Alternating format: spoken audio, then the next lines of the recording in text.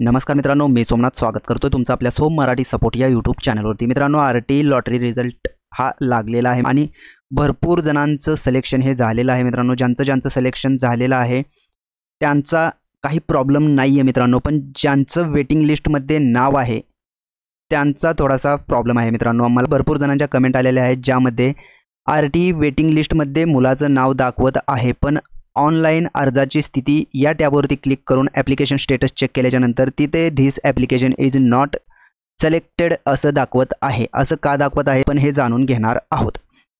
तर सर्वात पहिलं मित्रांनो, पोर्टलवरती आल्याच्या नंतर तुम्ही इथे वेटिंग लिस्ट प्रतीक्षा यादीमध्ये तुमच्या मुलाचं नाव आहे।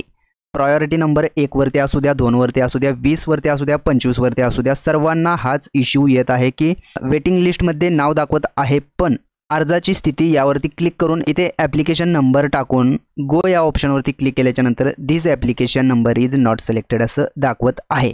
आरटी वेटिंग लिस्टमध्ये नाव असताना सुद्धा असं दाखवत आहे, त्यामुळे घाबरून जाण्याची गरज नाही आहे तुम्हाला। पहिलं कसं व्हायचं मित्रांनो, इथे तुम्ही ॲप्लिकेशन नंबर टाकला आणि गो सर्च केल्याच्या नंतर तुम्हाला दाखवलं जायचं, इथे मी दाखवतो मित्रांनो, तुम्हाला इथे दाखवलं जायचं शाळेचा कोड दाखवला जायचा, शाळेचं नाव आणि इथे जे वेटिंग टाइप जे दिलेलं आहे इथे रेग्युलर सिलेक्शन जे दाखवत आहे इथे वेटिंग लिस्ट वेटिंगवरती आहे असं इथं उल्लेख व्हायचा मित्रांनो।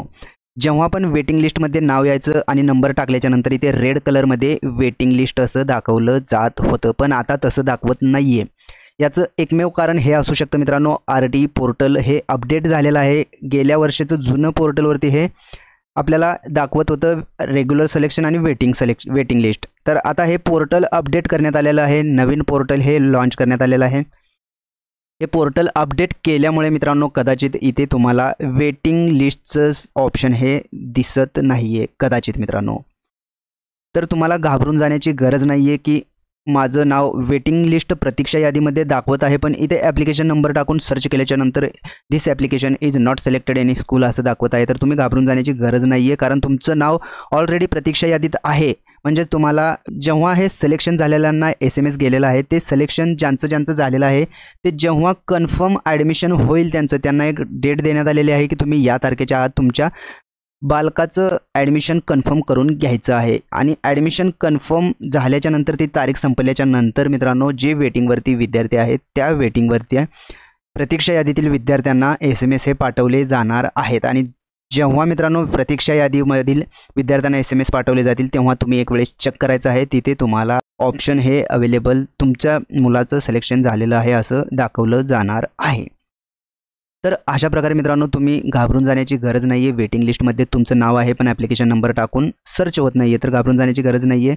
नो टेन्शन राहा मित्रांनो, हे पोर्टलचंच इश्यू असू शकतो मित्रांनो। अशाच प्रकारचे नवनवीन व्हिडिओ आपल्या चॅनलवरती अपलोड केले जातात, त्यामुळे तुम्ही जर का आपल्या चॅनलवरती नवीन असाल तर आपल्या चॅनलला आता सबस्क्राईब करून ठेवा। चला तर मग भेटूयात पुढील व्हिडिओमध्ये। धन्यवाद मित्रांनो।